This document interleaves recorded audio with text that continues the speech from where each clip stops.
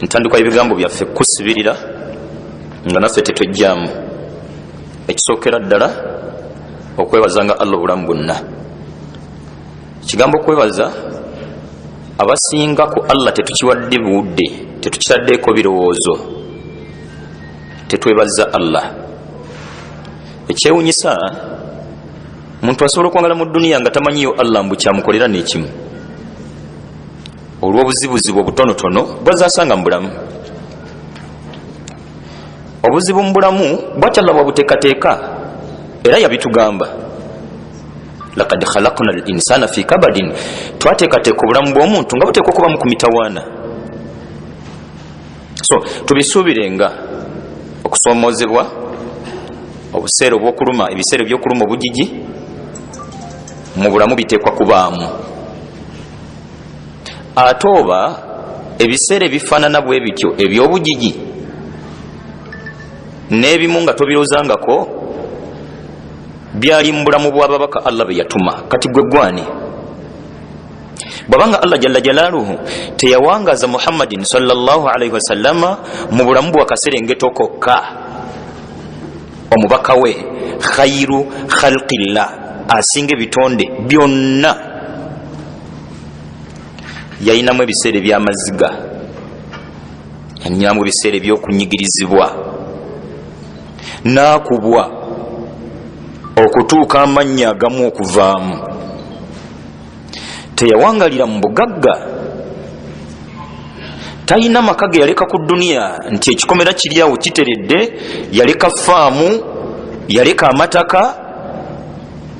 Bwe bubwo bwe bwali obulamu bwe, gwe gwani atayagala kantu konna kakosa mu bulamu? Ekitulesezza bino, leka kusinzira ku bitonotono bikunyiga mu bulamu, kwerabira birungi Allah byakukolera. Omukkiriza ebbanga lye lyonna ebirowoozo biteeka nnyo ku Allah byamukolera tabaraka wa taala, bw'atyo n'awangaala ng'obulamu bwe tebulinamu kizibu. Kivala nabbi yatugamba sallallahu alaihi wasallama nti ajaban li amri almu'min, obulamu bw'omukkiriza bwewuunyisa, bwewuunyisa batali bakkiriza. Inna amrahu, obulamu bwe bwonna, kulluhu lahu khair, bwonna buba bulungi gyali. Anti fa in aswabathu sarra, bw'afuna ekimusanyusa nga tannakissa ku bantu, asooka kakasiza ddala nti Allah yantegekedde essanyu mwendi, yadde alina bayisirizaako. Fe abolwalira abasinga ebirungi Allah byatukoledde tetubimulabamu, tujja tubiraba mu bantu. Bannabyabufuzi olina wangala nga yeebaza nnyo ekibiina kye era nga nebyo kikoze abirambika. Omwana wakanga ebirungi byonna mwawangalira kita bazadde, abazadde abakuze emyaka nga balaba obulamu bwabwe bwonna mutabani waabwe gundi. Tuleke kulembezanga nnyo nsonga Allah kwayisiriza kutuuka ate zikulembeza Allah. Ensonga zino ne ziweebwa nnyo omuwendo, ne twerabira Allah ow'ekitiibwa azifudde ensonga. Abange Allah tumwebazenga tabaraka wa taala. Wetaaga okukissaako ebirowoozo kigambo kwebaza mu byobulabe. Kigambo kwebaza Allah bwe kirina eri eddiini y'Omusiraamu, muntu yenna bw'agayalirira okwebaza Allah akaafuwala, ava mu Busiraamu. Kati tubegendereza nnyo naddala ku kigambo kwebaza Allah. Gojja kusigala ng'olabira ddala ng'ekirevu kirina kikoma yiri eri, ngoye zo nkendeeze, swala osaaleemu paka ku 5, sunno zinywereddeko, ng'ekituufu toli Musiraamu, nga wakujja mu Busiraamu bugayaavu mu kwebaza Allah. Kyovulaba aya mpitirivu ezoogera ku kwebaza zifundikira, zoogera zivumirira bukafiiri. Aya 152 mu suratul Baqara, Allah gati fadhkuruni adhkurukum, munjogerengako nange nja boogerangako. Bwana ballakkirizako tujja kukaddira. Washkuruli, munneebazenga. Wala takfurun, mwewala okaafuwala. Olaba nga bwayogedde ku kwebaza azizzako kwekesa muntu kafuwala nekitegeeza nti omuntu bw'ataateekeyo birowoozo bye yandifuluma mu busiraamu. bw'ataateekeyo birowoozo bye kukwebaza Allah agenda kuva mu busiraamu. mu suratu Ibrahim aya ey'omusanvu Allah ngati wa idh ta'adhana rabbukum la in shakartum la azidannakum wala in kafartum inna adhabi la shadid. Bwati Allah bwe yateekateeka okutambuzamu obulamu bw'abantu, la in shakartum, bwe munaasiimanga, bwe munanneebazanga, la azidannakum, okunneebaza okwo kwe ŋŋenda okusinzira okubongera. bwe tuyimiriramu awo ffe tukyafuusa ensonga ya Allah obutatwanukula, Allah obutatunula mu nsonga zaffe, tetunnasiima byatukoledde. Weetaaga kusooka kusiima byakolera Allah, asinzire Allah ku kusiima kwo okukwongera. Muzadde ne weekubagiza nnyo kuba abanise etamu ey'okubiri tebagisomye, ne weerabira nti eryo munno atalina mwana mu dduniya. Kuba biri ani asinga okuba ku mutawaana? Omuzadde abaana be gwe batasomye ettaamu esooka, kale omwaka gwonna n'atalina mwana mu nsi. Bamwenkanya ne saidi yange bwetyo, oteekenga nnyo essira ku Allah byakkolera. Allahu akbar. Bannange binene bikulu, kakwakkulizo, okwebaza kakwakkulizo Allah omuntu okumwongera. Ayinamu omutwalo sooka ogusiime, otebenkere nagwo mu busiimu bwo, bw'oba osinzirako Allah okwange ti ekituufu nsaba kunnyongerayo ogwokubiri, nga gwo guno ogusiimye. Wa idh ta'adhana rabbukum, bwati Allah bwe yateekateeka okutambuzamu obulamu, la in shakartum, bwe munanneebazanga bye mbakoledde, la azidannakum, kwe ŋŋenda okusinzira okubongera. Kyetwayagaddemu wala in kafarutum, bwe munaakaafuwala. Nekitegeeza nti bitambula bibiri. Omuntu bw'atawangalira mu bulamu bwe baza Allah, awangalira mu bulamu bukafiiri. Wala in kafarutum, bwe munaakaafuwala, inna adhabi la shadid, ebibonerezo ebirindiridde abatanneebaza bikakali. Mu suratu Lukumani aya ey'ekkumi Allah gati walaqad atayna Lukumana alhikma, abantu bonna twabawa amagezi, ne Lukumani yali musajja mutegeevu. Mu byayoleka okutegeera kwa mukulu Lukumani, anishkuru lillah, kuwangalira mu bulamu nga musiimu ku Allah byamukolera. Lukumani obusiimu bwe teyalina kizimbe kyonna mu kibuga kimwogerwako, tayogerwako nga mugagga ddala nti kwe yasinzira okusiima. Lukumani obusiimu bwe kuteekayo birowoozo bye ku Allah byamukolera. Ekituufu olina ebyebbeeyi ebisinga n'ebizimbe bye weegomba, olina ebyebbeeyi biyitirivu ebisinga n'amataka, olina ebyebbeeyi ntoko by'otoyinaayo omuwendo gwa ssente gw'oyinza bitundamu. Allahu akbar. Akatonotono gwe zadde Allah alikuwadde liba kuba lyakugula wandiramuzza. Kyakubiri, bwe tutunulira ebyenfuna, wallahi Allah akuliisiriza emyaka kati 4.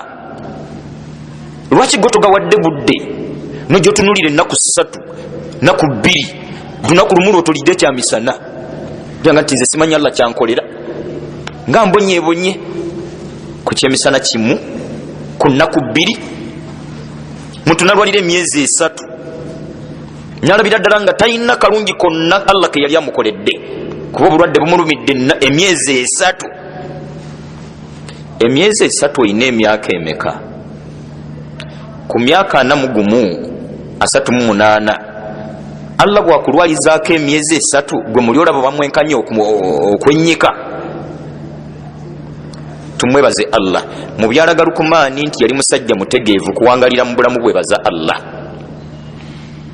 Aya ey'ekkumi Allah gati waman yashkuru, yenna eyeekumira ku kwebazanga Allah, fa innama yashkuru li nafsihi, ebirungi bingi by'abasumuludde bigenda okudda gyali. Kino nekitegeeza nti yenna agayalirira okwebaza Allah aba yeesibidde, ebirungi bingi byaba yeekotoggedde. Waman kafara, yenna akaafuwala. Ekyewuunyisa ku aya zonna ezoogera ku kwebaza Allah, teriyo aya eraga Allahu akbar, teriyo aya eyogera ku butebaza Allah nga nsonga mpewufu. Obutebaza Allah ebbanga lyonna, aya zonna zikwogerako obutebaza Allah nga bukafiri. Waman kafara yenna akafuwala fa inna Allaha ghaniyun hamid, Allah asigala mugagga talina kyafuna Allah bwonyikira ennyo okumwebaza, talina kyeyeyongerako ngera bwatalina kyakenderako bwotomwebaza. Mu suratu ad-dahr oba suratu al-insan ekitundu ekisooka ekyo Allah ganti inna hadainahu sabila imma shakira wa imma kafura. Muntu twamunyonyola byonna twabimunyonyola, kati yamanyi imma shakira awangalire mu bulamu nga yebaza Allah byamukolera, wa imma kafura oba wangalinga mukafiri. Ensobi abasinga obungi nti buli kigambo bukafiri lwe kyogerwako ekikujja mu mutwe sapuli, buli bukafiri lwe bwogerwako ekikujja mu mutwe kanisa, buli lwolira kigambo mukafiri gwowulirira ddala nga yasibya akatogi, buli lwolira kigambo bukafiri gwe manya ge gakujja Peter Samuel n'amalala.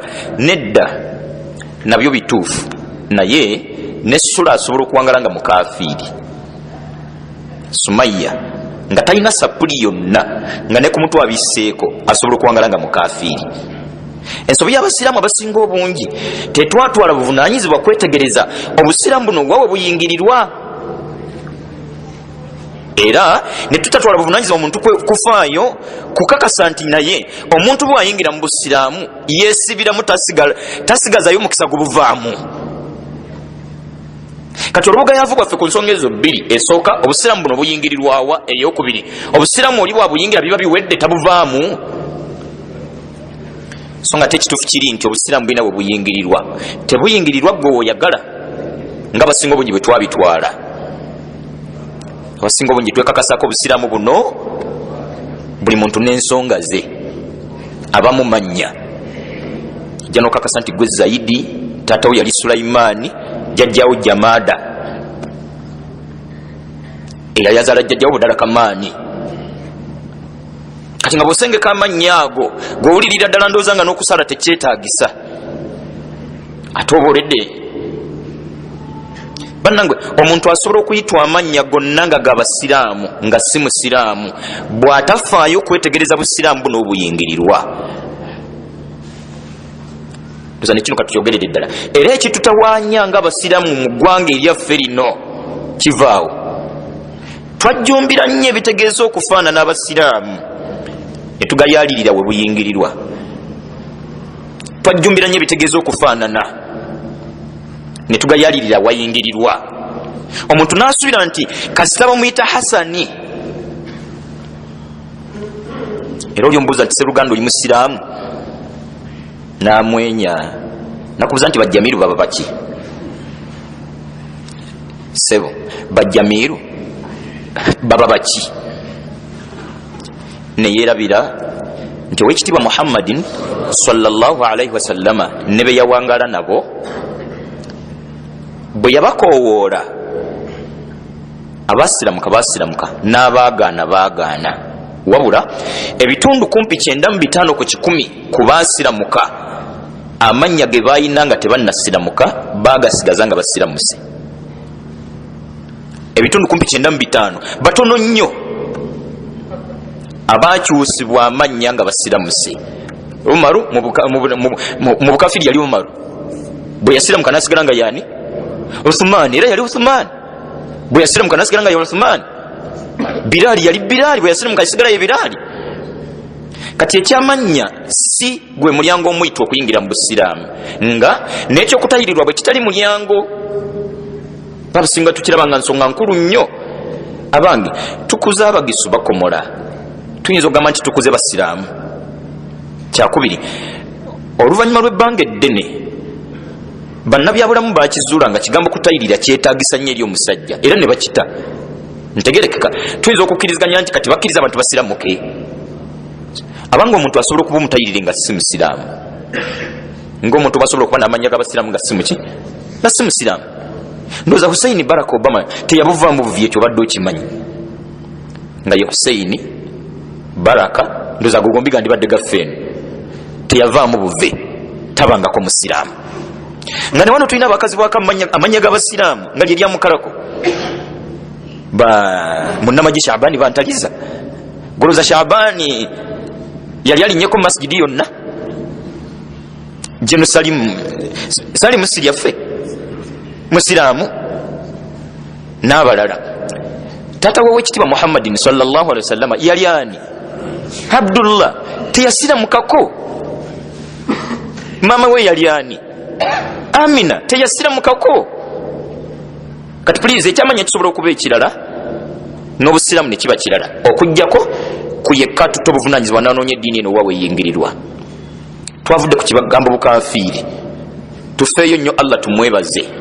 Bw'ogayalirira okwebaza Allah okaafuwala, gwe abadde alinza okukaafuwalako ng'ojja kumala kulinnya katuuti olangirire.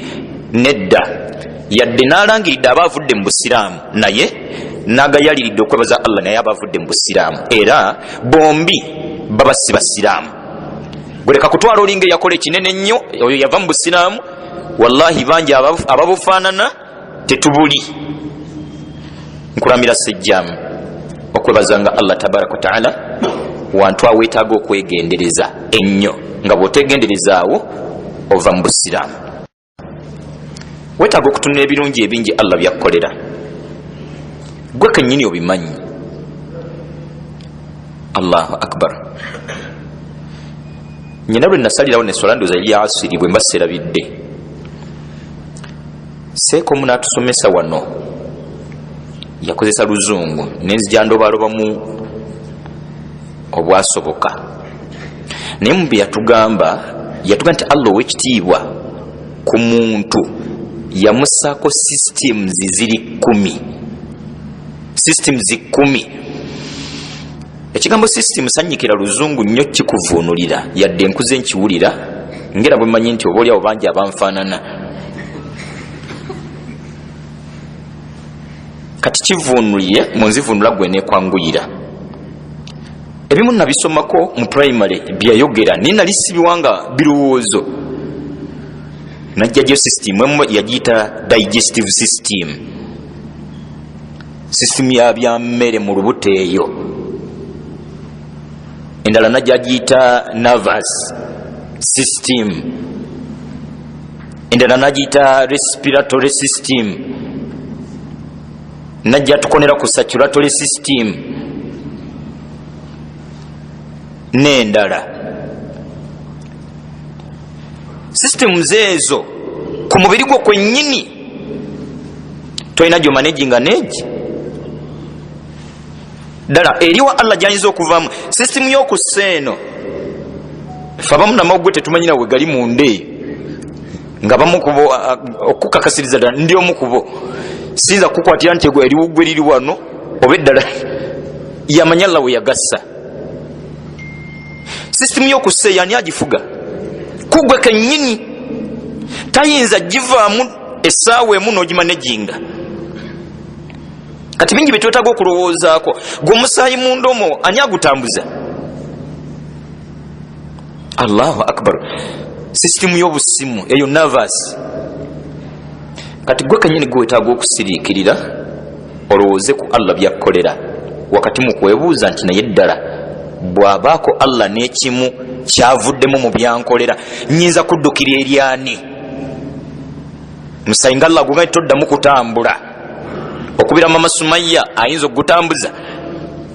Kuba tulina wekaserako omukwano nga gwakulumye bulungi nga nti nze mu butuufu gwotambuza omusaayi gwange. Mukwano ng'olya gukutuuze nindooza ekituufu kuba kubalaata, kubanga Allah yaguyimiriza buyimiriza, toyinza mukubira nti bulijjo nze gwe mutima gwange. Nindooza ebimu byetaaga kwegendereza oba ffe tetubyogeranga. Kwembu ekituufu kiri nti okulimba si kusiraamu. Kati naawe bwekimanyidde ddala bulungi nti ekituufu mulimba ng'omusayi si gwe okusooka siye mutima gwe era siye atambuza. Twetaaga kulowooza Allah byatukolera, omuntu akkirize nti ekituufu kiri nti nyinamu omutwalo gumu naye obulamu mbuyina. Tewali kika ky'abantu kitali mu ttaka, era buli lunaku tewali kika ky'abantu kitaziikwa. Buli lunaku obulamu bugula ssente mmeka ezaalema abagagga nga gwe wazisobola? ebikonge biri mu ttaka omwo. Ekyewunyisa ku Allah, wallahi be yatwala baali bagagga okusinga olwaleero gwe bootenda abagagga. Tukwataganye abakulirako mu byalo ne Kampala ono emyaka 23 emabega, abaali abagagga mu Kampala tebayinanga bupoloti buno baleero bwe bayina. Kuba tukwatagana musajja yabanga olubuto lulamba nga wonna wawe, nga bwe nawulirako nti Kibuye yali muntu ng'awo wonna waali wawe, buli kyoyita Kibuye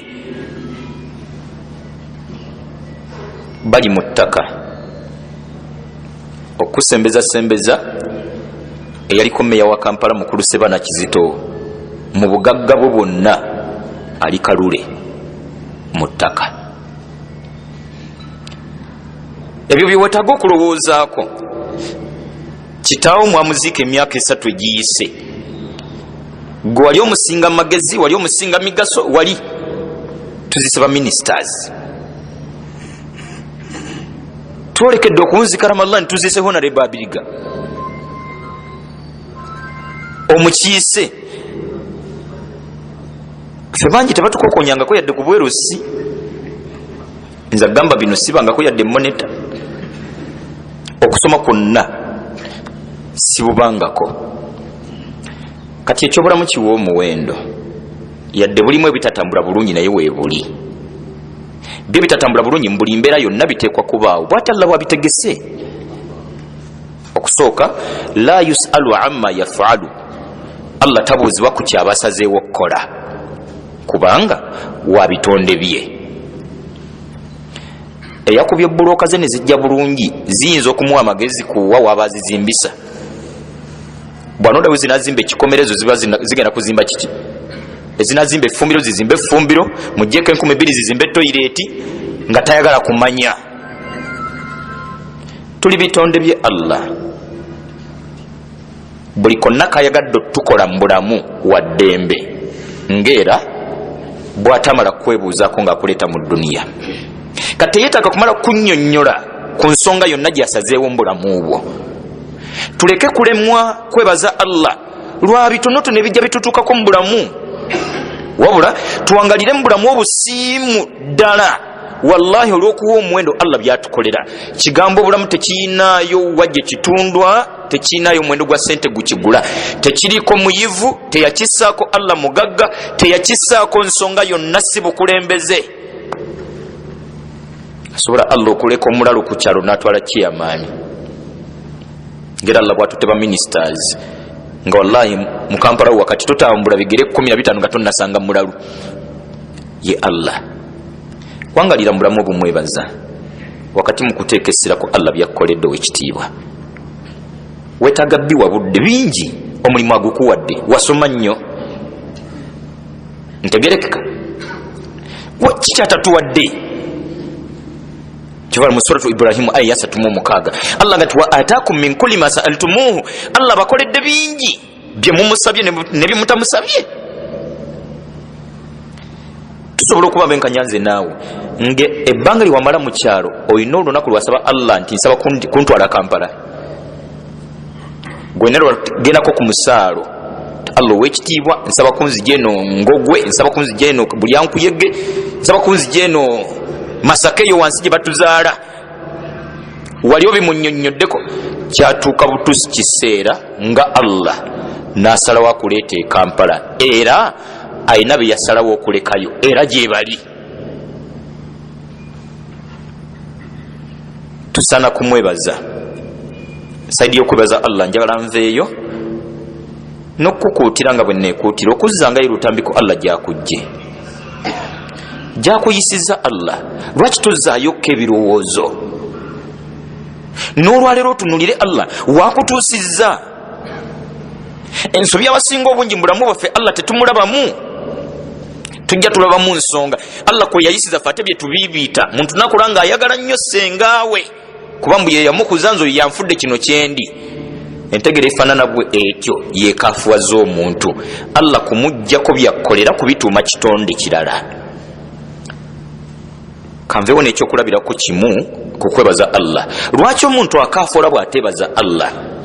Ekituufu kiri nti ne bwe wandibadde ggwe lunaku lwa Eid nga bwe twakava mu Ramadani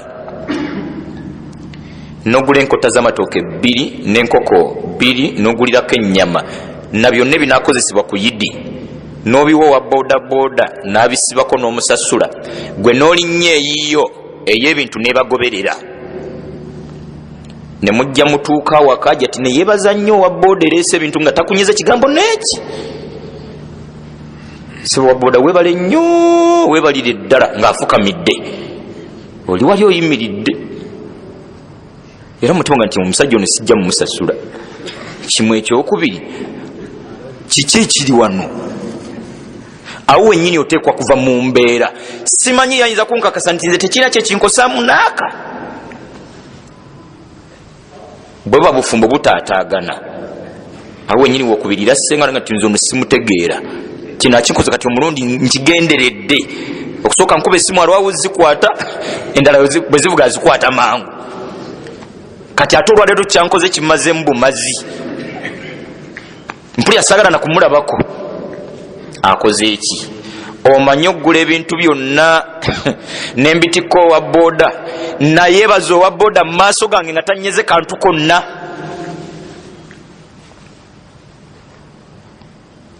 Mukwano gwange omu obufumbo bwafa ne mukyala we, musajja twalla yamujjulula, sawalla musonyiwe n'abalala, naye obufumbo okufa kwabwo mu kikomero omwo mwakupangisangamu mukwano gwange mwalimu omuvubuka ng'era omu kubapangisa bannaffe, nga muvubuka munyirivu ayina ssente n'ebirala, teyali mufumbo. Muvubuka oyo ne kijja kitegerekeko oluvannyuma nga yali mubbi, kyavaayo ng'attiddwa. Obufumbo bwa landiroodi bwafa, omuvubuka oyo attiddwa, emiranga ajja ti gye yakuba ng'omupangisa afudde, gyawaliriza hajoga nti todda fuluma siddangamu kulaba ewange we baayawukanira, ng'anoonya ekika by'omukyala ku mupangisa. Kiki obufumbo bwe bwakoma? Nabwo gutyo omukyala okwebaza owa bodaboda olwebaza nga gwe takunyeze kintu kyonna, era obufumbo bwandikomaawo. Kyekyonoona obusiraamu bw'omusiraamu agayaliridde okwebaza Allah, kufukamira kwebaza bitonde ng'erinnya Allah taliyisiza mu kamwa. Kati Allah wabbali yakutunuliranga eyatisa wa bodaboda ebintu nga yabiguza amusasudde, n'ofukamira mu maaso ne webaza nnyo wa bodaboda nga bimutise tomu. Ekituufu kiri nti byonna bye tufunanga ebirungi Allah yabitikka abantu betubi Allah kwayisa bitutuukeko. Kati nga tonne owa bodaboda ndoza naye tumwebaza, naye luvannyuma hajja tinga amaze okufukamira neyebaza haji oli, byonna ne bigwayo mugudde mu kifuba, tweyanze galla kusasule musira barakallahu fiika n'ebirala byasobodde. Kati wa boda wano mukubisa omulaka sebo weebali nnyo bambi webalire ddala kimala, era bw'okigattako ekyokusatu n'ekyokuna okyankalanya haji. Ffe abasinga obukafiri bwaffe bwavudde ku kwebaza nnyo nsonga Allah kwayisiriza ne twerabira eyazifuula. Tukyuseemu ow'ekitiibwa Allah tumwebaze, olwebaza olukakasa nti bino ebisigadde bitonde Allah kwayisiriza. Kyekigendo tuwa obwangu mu bulamu omuntu afiirwe mutabani we Allah gwabadde ayisirizaako obulamu bwe, akakasa nti ekituufu kasita Allah tafudde. Kyova olaba Abubakari ye khairu hadhihi l umma yonna eno ummatu Muhammad sallallahu alaihi wasallama, Abubakari yagisinga obulungi, nga muzimu ku nkizo Allah ze yamuwa nzikiriza. Kino kyeyoleka nnyo olunaku nabbi lwe yafa sallallahu alaihi wasallama, bwe yayingira mu kisenge mayiti mwe yali yaginywegera mu kyenyi n'akabamu bye yasobola n'afuluma n'ayolekera eri abantu. Nabagati man kana yaabudu Muhammada, yenna abadde asinza Muhammad sallallahu alaihi wasallama yafudde. Waman kana yaabudu Allah, wabula abadde asinza Allah, ye Allah waali. kino ne kitegeeza nti omuntu asaana amanye nga ne bw'anaabanga mukyala nga yafiiriddwa bba akkirize nti Allah si yafudde. Okaba akabe ng'omuntu mu busiramu y'ensonga lwaki tetukkirizibwa kukuba miranga nga kyenyi ekyo ekikubye ebiwoobe. Tukaabemu ak'obuntu wakati mu kukakasa nti ekituufu ebirungi Allah byabadde atukolera ajja kusigala ng'abitukolera yamanyi. Omusajja yenna wakaafaanana wa bodaboda oli gwe batisse ebintu yadde abamu tuli balyazamanyi tetubituusa ebisinga tubiriira mu kibuga eno nodda mu woteri ebiri n'ogirya olw'eggulu omutwalo n'ogunywamu kacyayi okukakana ngekatotusiza kasanvu wa bodaboda abamwesigwa oyo. Tukyusemu Allah tuwangale nga tumwebaza. Twebaza Allah ow'ekitiibwa tukoledde enteekateeka eno atutandisiza darusu eno. Saba Allah ow'ekitiibwa agitukumiremu ebbanga lyonna, atwengayo akadde akatulako wansi. Bannange kyabbeeyi nnyo obusiraamu okubusoma. Bane obusiraamu bwakusoma. Mu busiraamu tetuyinaamu basumba, tetuyinaamu ndiga. Mu busiraamu tuyina bantu bokka, tetuyinaamu kiriga n'eki. Mu busiraamu tuyina bantu bokka. Era ffenna twaweebwa ebikozesebwa bye bimu. Twaweebwa amatu 22 ne tuweebwa amaaso 22. Buli muntu Allah n'amuwa obwongo obubwe obutalina kakwate na bwa mulala. Ntegerekeka. Buli muntu n'aweebwa by'anaakozesa independently mu mbeera eyeetengeredde bitalinamu kuyingirirwa mulala. Era ffenna tugenda kuvunaanwa kyenkanyi mu maaso ga Allah. Kyova olaba ebibuuzo by'omukabbuli tewaliwo bya sheekhe, tewaliwo bya imaamu, tewaliwo bya mwazinyi, tewaliwo bya wemadiina, tewaliwo bya mufti, tewaliwo bya ffenna bye bimu. Kubeera mwaweebwa ebikozesebwa bye bimu ne muteekwa mu duniya y'emu ne mulabirirwa kyekimu era tujja kuvunaanwa kyekimu. Bane kyabbeeyi nnyo eddiini eno okuwaayo obudde ogisoma. Allahu akbar walilahi alhamdu. Mu mitwe emikulu mu bibuuzo bya kabbuli kyenneewuunya ku Allah, ebibuuzo nga binaakolwa eno ebya P7 sini ey'okuna n'ey'omukaaga bakukuta nabyo tebitegerekeka. Ebya Allah yabituwa tukoppere eddala lumu bikoppe baga nti ekibuuzo ekisooka ma diinuka man rabbuka wa ma ilmuka. Byebibuuzo byaffe ebikulu biringa bina. Kyenjagaddemu ekimu wa ma ilmuk, tunnyonnyola okusoma kw'eddiini. Ekyo kigendamu obuuzibwa nga kyakuna ng'amaze obaolyawo okuyita biri waggulu abuuzibwe bino by'oyanukudde wajja otya okubimanya? Wakwata mbeera kimu wayita okubitegeera, okubyetegekera. Ennyanukula alikiyita ekibuuzo ekyo nga yeriba entuufu agendaga nti ekibimpisizza qara'tu kitaballah, nasoma ekitabo kya Allah Qur'ani, fa amantu bihi, nenzikiriziganya ne bye nakisomamu. Qur'ani bannange tuteekwa gisoma si kugisomerwa. Ndowooza y'ensonga lwaki owulidde ng'olwanukula olunaatuyisa sinnasomerwa. Nze kennyini aziikiddwa wano nasoma. Ntegerekeka. Tebiri muwe Madiina nti nze gwe mulaba mbadde namaliriza e Madiina nti nze Allah ogenza okunzijulula thanawi nali nagibunzika. Temulimu nti Qur'ani yonna nfudde ngiina mu mutwe. Qur'ani yeetaaga kusoma. Please beera bize, kyetaagisa naye tobanga bize kubulwa kadde katulako wansi kusoma busiraamu. Seke Madiina wamalayo alhamdulillah, thanawi wagimala kituufu, seka toba bize kubulwa kadde katulako wansi kusoma. Mwana wange ddiini ena Allah wakisa ya byamagero nagezallaawo omwalimu yenna entegeera entuufu naye naafunanga yakadde akatulako wansi w'omwalimu yenna nga tatunulidde buyivu bwa mwalimu ali ku kituuti n'atulawo n'omutima ddala ogutudde mu ddalusu yasinga okuganyulwa mu ddalusu yonna okusinga basigadde. Kigambo ddiini kugisoma wallahi kyabbeyi kiyitibwa al-ilmu. Okusoma eddiini tebakusindise madiina, tebakusindise ku birali waffe bwayise, wabula bakusindise buli awali omuzikiti awasomerwa eddiini.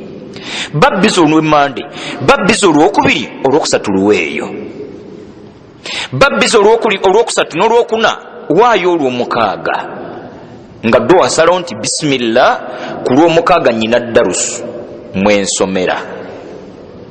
Kigambo kusoma ddiini banaye kikulu, kalimatul ilmi, kigambo ilmu kusoma busiraamu wallahi kya muwendo. Mu suratu Muhammad aya ye19 Allah gati fa'alamu nga tonnabaako kyokola kyonna sooka ofeeyo osome, sooka ofeeyo omanye, sooka ofeeyo otegeere annahu la ilaha illa Allah. Tandika n'ebikwata ku kigambo la ilaha illa Allah. Bino bigambo wekitiibwa Muhammad sallallahu alaihi wasallama. Kati bwe babigambo oyo senkubuge naawe olinze bagambe lulwo. Gwe naawe olinze Haruna bamale kuga nti naawe Haruna tugambye. Gwe muliona bo wekitiibwa Muhammadin sallallahu alaihi wasallama ng'omusomesa we yali Jibril. Already yalina omwalimu we. Bwe bamuga nti byonna nga tonnabikola sooka otuule wansi osome naddala ebikwata ku nzikiriza. Bwe basibirira oyo ndooza ffe ate tuba tetwetaaga gamba. Ne wageza wavaayo yamanya Allah bwabitegeka, ne wageza wavaayo omuntu gw'obadde tomanyi n'akuba omulamuzi oluyi gw'oba olina kudduka misinde nga tobuuziza nti amukubye bamuyitaani gwe wetaaga kweyongera bweyongeza n'obibuuliza eyo nga kitegeeza nti bw'aba akubye mulamuzi bw'anakukwatako gwe kiba kirala. Oli yennyini yasalawo banagenda eruzira nabanavaayo. Kati ono bw'amanga tamulabyemu kamutunga ebyo byonna tabitegedde gwe olina kweyongerayo nga bukyali. Alagidde owekitiibwa Muhammadin sallallahu alaihi wasallama naye afeeyo eddiini ye n'agisome ng'atandikira ku kigambo nzikiriza. Mu bufunze bw'embeera ffenna Allah kye yali atulagira. Bannange omusiraamu tayingira lumu mu busiraamu ekyo ne kiggwa. Obusiraamu bw'omusiraamu ebbanga lyonna kubusoma. Mu suratu Zukhruf aya ye86 Allahu akbar. Allah gati wala yamliku alladhina yad'una min dunihi shafaa. Bonna abatetegereza nzikiriza zaabwe nga mu aya gye tulabye entandikwa y'obusiraamu bw'omusiraamu kigambo la ilaha illa Allah nga tuteekwa okufaayo okukisoma ne kano kakulondoza katukwaggireyo ddala. Era mu bukwakkulizo buli 7 abamu bagamba 8 obufuula ekigambo ekyo la ilaha illa Allah okubeera ekituufu eri akyogedde ddala omuntu okuyingira mu busiraamu kirina conditions 8 omuntu zateekwa okufaako okutuukiriza. Ye abasinga si bye tuliko ya Rabbi, ffe twasiramuka ne biggwa tebiteekwa kuggwa. Obusiraamu bw'omusiraamu okuggwa kwabwo ng'omwoyo gugenze ng'ayogerezeganya na malayika zigunonye. Mu suratu Fussilat aya ya 30 Allah yatulambikira omusiraamu wasize ekikkowe ku bitegeeza eddiini byonna. Leka kusiramuka gw'okakase nti nze kyekyo kusiramuka kyaggwa kati nasigaza ekizibu kya ibaada. Nedda, twasigaza obwetaavu ku buli mpagi ya busiraamu naddala ya la ilaha illa Allah. Owekitiibwa Allah mu suratu Fussilat aya ya 30 Allah gati innal ladhina qaalu rabbuna Allah, abaafayo ku nzikiriza yaabwe ne bagisoma ne kibaviirako ku nnimi zaabwe okugambanga bulijjo nti rabbuna Allah, omulezi waffe yaani ye Allah ngekyo tebakyogera boogezi ku mimwa wabula nga yenzikiriza gyabwe ku mitima gyabwe nti omulezi waffe ye Allah thumma istaqamu oluvannyuma ne banywerera ku buli kitegeeza eddiini. Ekigambo Allah ye mulezi waffe teboogera kyogere bakisoma bwe baawa ekigambo la ilaha illa Allah obudde n'ebirowoozo kyabaviirako kakasiza ddala nti Allah ye mulezi waffe. Thumma istaqamu oluvannyuma ne banywerera ku buli ekitegeeza eddiini mu kibuyaga yenna akunta ne basigala nga banywevu ku buli kitegeeza eddiini. Nakkiriza bwe guba mulimu aguleke ku lw'eddiini. Nakkiriza nti bw'aba mukyala nnemye lwa ddiini. Nakkiriza nti bw'eba nnyumba egaanye lwa ddiini. Nakkiriza nti bwe guba mukwano gunnemye lwa ddiini. Nakkiriza ensonga yonna ku ddiini yerekereze buli olw'eddiini. Nakkiriza nti bwe buba bulamu kambute lwaki lwa ddiini. Thumma istaqamu nanywerera ku ddiini mu buli mbeera yonna. Tatanazzalu alaihimul malaika nga akaseera Allah k'okubatwala katuuse Allah basiza malayika abatumira malayika. Allah takhafu noba kuvuga nti leka kutya wala tahzanu era tonakuwala.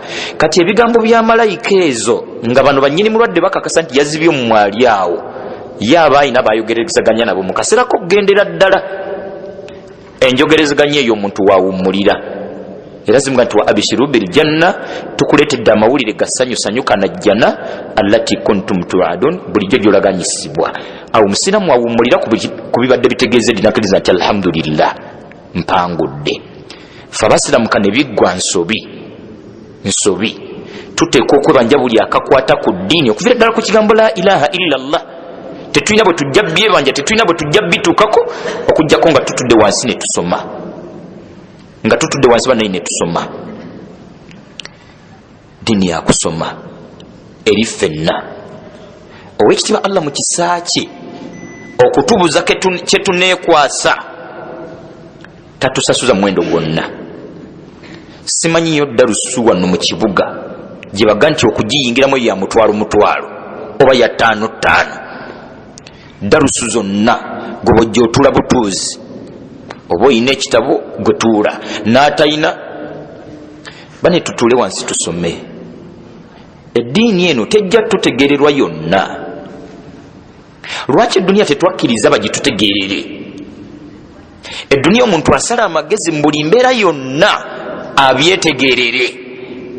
Era omuntu avumirirwa singa atwala ebbanga eribadde terisuubirwa nga tannabitegeera. N'otwala muto wo mu ggalagi n'atwala emyaka 3 nga talina ke yali ategedde naaka. Era omunyumiza ne maama wamwe nga ti nze Sowedi namuvaako guno omwaka atwala gwako natuuse mu ggalagi ne banga tasobola yadde okusumululako omupiira gw'emmotoka nga buli mwezi nsasula sere bwe ziti. By'ebyeduniya buli muntu afaayo nnyo abitegeere. Ebyeddiini omuntu nakkiriza nti nze sheekhe gundi nedda seeka gundi leka tumuyite bwe tutyo naye tutule wansi tusome. Okusooka enkya Allah yamujjulula. Abamu boli akuba badde abayizi beffe tunatule emimbali bidhinila kisoboka. Tufeeyo obusiraamu buno tubusome. Mu suratu Zukhruf gye twavudde Allah gati wala yamuliku alladhina yad'una min dunihi shafaa'a aya 86 bonna abataafayo ku nzikiriza zaabwe ku lunaku lw'enkomerero tebagenda kufuna muwolereza yenna. Tebagenda kufuna muwolereza yenna. Omuntu bw'aliba yatereza enzikiriza ye, enzikiriza nga yagiwa obudde, yagisoma n'agirondoola n'afaayo nnyo okuginnyikiza, ne bw'alibamu n'emitawaana emirala mu mazambi amalala ayinayo omukisa oguwolerezebwa.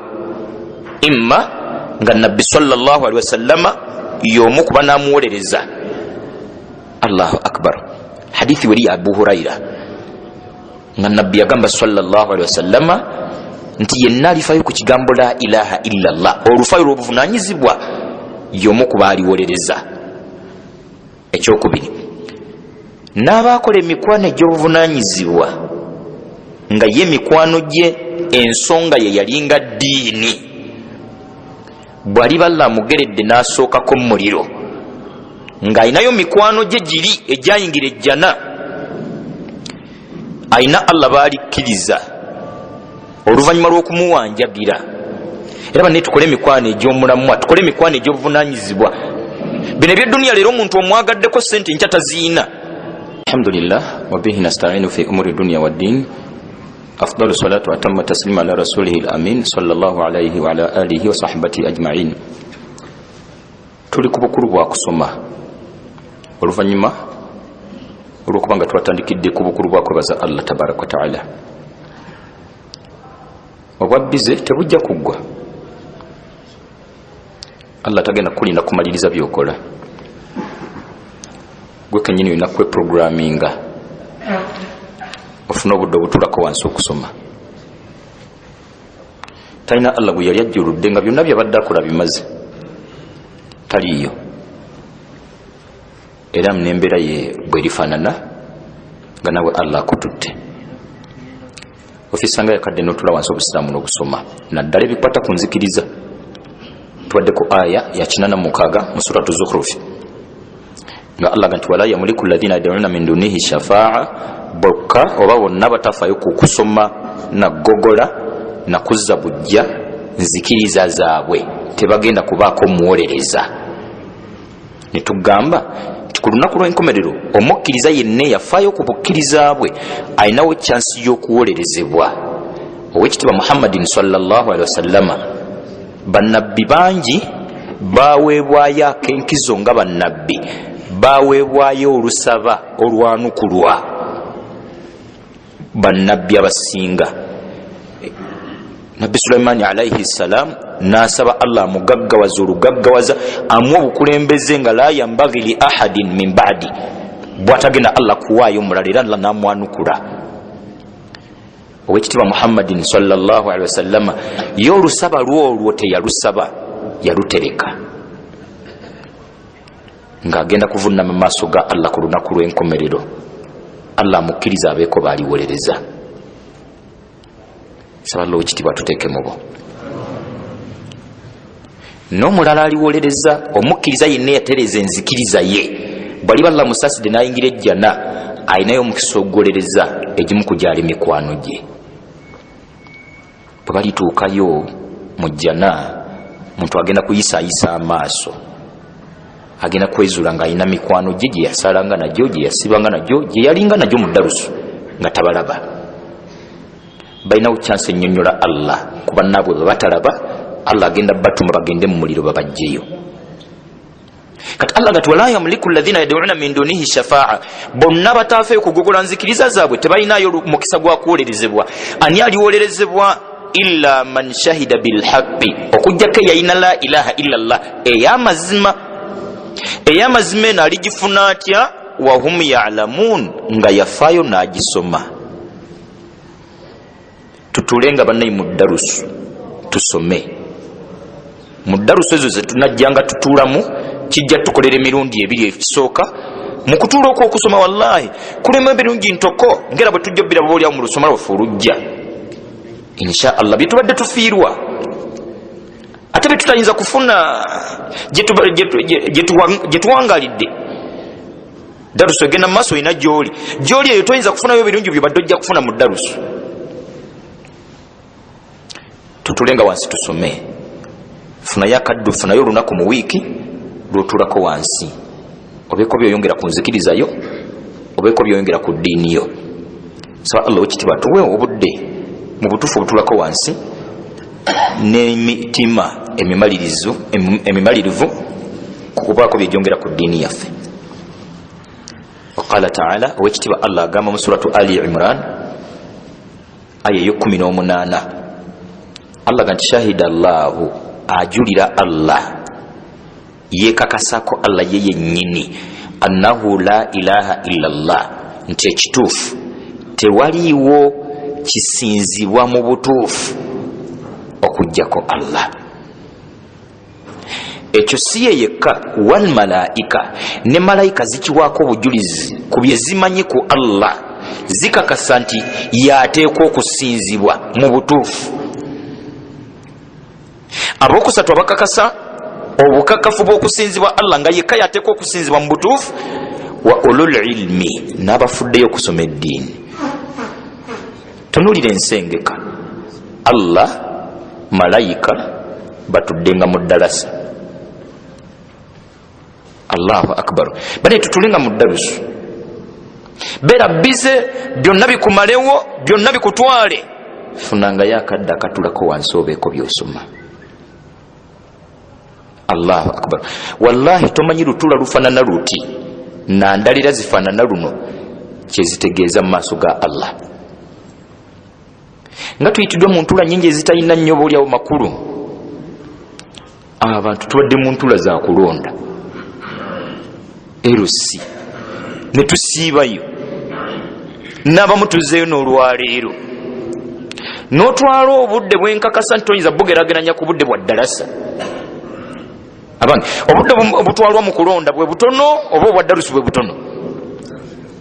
Mwana ngeyo tubaayo nga tewaliwo ddalasa yonna, tewaliyo kyamisana kyonna, tewali gwe weerese, tewali wakutuula nga n'okuyomba kw'okutwalidde. Tufunye obudde bungi bwe tumalidde mu bintu bingi nga n'abamu tukyalimu obukyakaze. Muntu asobola okumala essaawa 2.5 mu theatre Bonita nga yasasudde, ntegerekeka, nga yakutte emitwalo 3, nga yakutte emitwalo 5, nga tekuli mmere, tekuli kakopo ka caayi,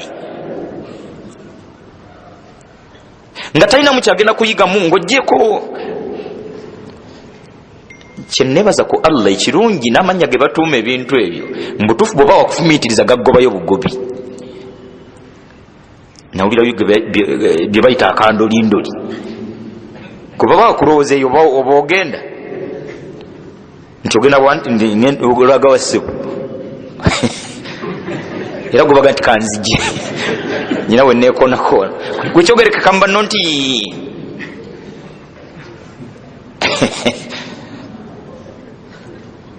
eddako eyo nawulirayo mulaba baguyita simanyi muswaswangule. Era n'abayimbi Allah bakyusizza amannya ogobayo abakkiriza. Omu kubona yaliko ewaffe ebwayisaawo nasangako ekipande ku ttaawo awo nga bamuyita lutalo. Kati lutalo gwe oyinza okwetambala ye. Tumaze obudde mu bintu bingi, njagala kukkanya naawe tulinamu obunafunafu naye tubibalansinge. Ntegerekeka mmanyi nti obudde oyinza obutakisalawo lumu tikakati akandolino linkayimiriza ddalasa kakagira katambula nini daluso efune wakadde. Ntegerekeka daluso eno yegenda okukendeeza obudde buli n'okuwaayo akadde akafumitiriza nti naye eddala ekyandeese eno kiki, kubanga gwokudde mutabani ono omusanga nga buli kadde asekaaseka onyumirwa. Akandolindo libaba bakola ki? Holo yonna ogisanga emwemwetuka bumwemwetusi nga gwatabirimu nzugwa nti ba. Tulina obudde bungi bwe tumala mu kubibalansinga tufuneyo obudde buno mu kisa ky'owekitiibwa Allah. Kano kawulire kakulu nnyo, sagala kubirira muntu yenna kuwangalira mu mazambi, naye mpulira ntendewalira omuntu omugamba nti byokka byoba obeeramu. Nekino yaddabamu gye nali nkyogeredde kyabakosa naye ate nga ge mazima. Mu Ramadhaani twasinkanako abamu ku bannakatemba n'abamu ku bayimbi ku Muganzirwazza, ne twogeramuko nabo. Nali ne Imamu Kyeyo ne mukwano gwange. Oluvannyuma omwami Bebekulu yatukyazaako ewuwe, ntegerekeka, ne tunyumyamu bye twanyumyamu. Mwana wange ebintu si byangu, tusaba Allah atulungamye tulongoose. Omukulu oyo nga nze njogera naye nze mu ddiiro lye nga yatudde wansi nze natula mu ntebe nga atudde awo neesigamye, naseka nkubuulire ndi musajja musiraamu, ndi musajja era seeraguza. Emabegakaawo nalootanga ebintu buli lwengwawo mukyala wange nanga nti munyima muntu tulina mu Qur'ani 2 waliwo entono nennene wandididde entono eno n'ogisa emitwetwe oyinza obutaddamu nanga nti olwagisa emitwetwe naddamu okuloota akantu konna. Twanyumya bingi dakika kumpi obudde bwali buwanvumu nitwafundikira tumuga nti ekituufu oyinza okusigala ng'olinga bw'ofaanana naye ofunanga yakadde n'ogendako mu muzikiti. Ntegerekeka wallahi Allah mu kisa kye mu suratu Nisa Allah ganti innal hasanat omuntu buli lwajjumbira okukola ebirungi yudhihibna sayyi'at ebirungi bino byakoze Allah bimusanguzisaako amazambi. Obudde bungi bwe tumalidde mbitatuyamba tufuneyo obudde obwaddarusu. Allah obudde bwa darusu buno oba oliawo Allah anaabutusonyibwa nabwo obudde buli obulala. Tumaze obudde mu mipiira bangi tuli bawagizi baji abalungi dakika kyenda ng'oliawo wakati nga toliiwo obubeezi wabula nga n'omutima gyeguli si gwe gwokka ng'owulira obuwagizi bwo bwonna birowoozo byo byonna nga nawe owulira gwe kennyini oli kitundu ku bigenda mu maaso. Obuvunaanyizibwa bwe twalaga mu by'emizannyo kale era kale obuvunaanyizibwa era obwo bwennyini tubabbulaga mu ddiini wallahi twandibadde balungi nnyo. Abange tukanyeze nammwe eryo ddalasa yonna esomesa omupiira muntu yebanja buli ka programu kamanya ak'ebyemizannyo akokusibyesa kuna simanyi romansi oyo wasaawa bweziti okukoma bweziti. Ntegerekeka era byonna biwuliriza nga ali mu ddalasa oluwuliro olukwata byonna namanyi omuzanyi gwe baguze nga naye kwali gwe batunze nezeba twaguze twatunze tumuwa nga naye kwali nga sinzire nabwe lujasula alina byaddukanya okuva ebungereza gyebagulira kanoga ze mutunda neze mugula lwaki tosooka kuzimba era nga buli akakwata ku tiimu eyo kirabo yawulirira ddala nga bwalye ajja tyekamanya nti aji ono waaseno lwe bagikubya byotunula byennyini amanya bateekwa kubanga babakubye mu mugende empola kola bazaawo bootedde atyo kola bazinga bwatyo babakubye nga lwojja wenna ng'oli musanyi bawangudde. Omuntu ttiimu lweneesamba n'amanya bw'ateekwa okwambala ng'olwejjuma eka amala gavaayo oba oli omulabyeko oyo ng'olwejjuma yeerabira mwana nge nti lwajjuma eka naviiramu bikapisozi waggulu kimyufu wansi kiddugavu.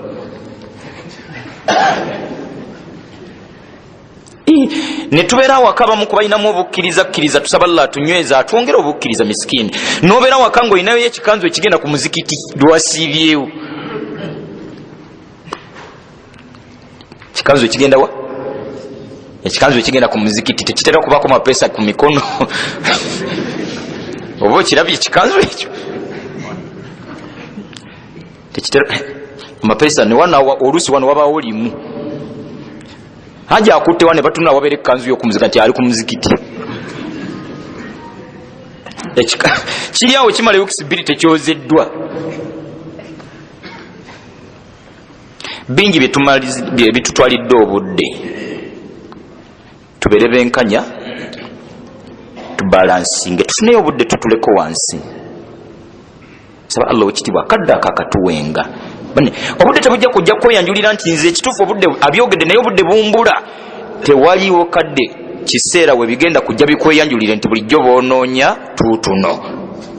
Ntegerekeka gwoteeka okwekolera programu omanye nti akaseera bwe kati nfuna wentula nembako byensoma mu busiraamu bwange tetujja kusinga kaawo saba Allah ekitibwa darusu eno gyatutandisiza Allah gitufuulire ensonga okuddabulula obulamu bwaffe saba Allah ekitiibwa mbutuufu atufunireyo obudde obutula wansi obusiraamu bwaffe okubusoma saba Allah ekitiibwa tukuteeka mu nkola buli ebijja bitusomesebwa saba Allah ekitiibwa ebbanga lyonna amazima gatulagenga nga amazima era kwa batunywereza sawa Allah wekitiibwa gatali mazima ebbanga lyonna gatulage nga si mazima era gatwewaze sawa Allah wekitiibwa tusonyiwe ebbanga lyakatuwangaza byetusobezza sawa Allah wekitiibwa akkirize byetugezezaako ebbanga lyakatuwangaza sawa Allah wekitiibwa ffenna tulungamye Allah wekitiibwa twenzikirize entuufu okuviira ddala ku ntobo y'emitima gyaffe Allah wekitiibwa twenzikirize entuufu mu bikolwa byaffe Allah wekitiibwa tukumire enzikirize entuufu n'ebigambo byaffe sawa Allah wekitiibwa tukumire mu busiraamu munda ebbanga lyonna n'ezzadde lyaffe ne bakyala baffe ne mikwano gyaffe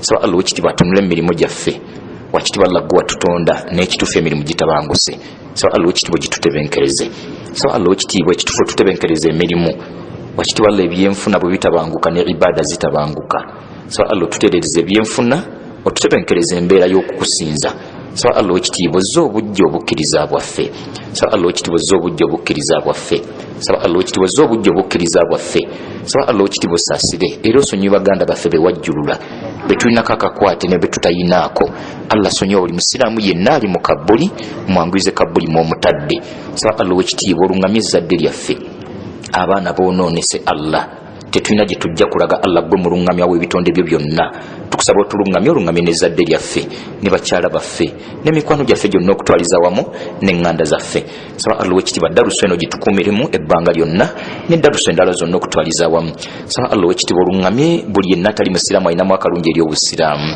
bonna batalinamu kalungi eri busiraamu nga si bakulungama tukusaba Allah oleke batufuulira nsonga ffe ate kuva ku bulungamu sawa Allah wekitiibwa otwongere okumanya otwe n'okutegeera sawa Allah wekitiibwa otwongere okumanya ko n'okutegeera sawa Allah wekitiibwa otwongere okumanya ko n'okutegeera sawa Allah wekitiibwa osobola okusaasira n'emirembe ku mbaka wa Muhammad sallallahu alaihi wasallama naku bonna abamukkiriza okutuusa Allah lw'olizingako ensi eno subhanaka allahumma bihamdik nashhadu an la ilaha illa ant nastaghfiruka wa natubu ilaika wassalamu alaikum wa rahmatullahi wa barakatuh.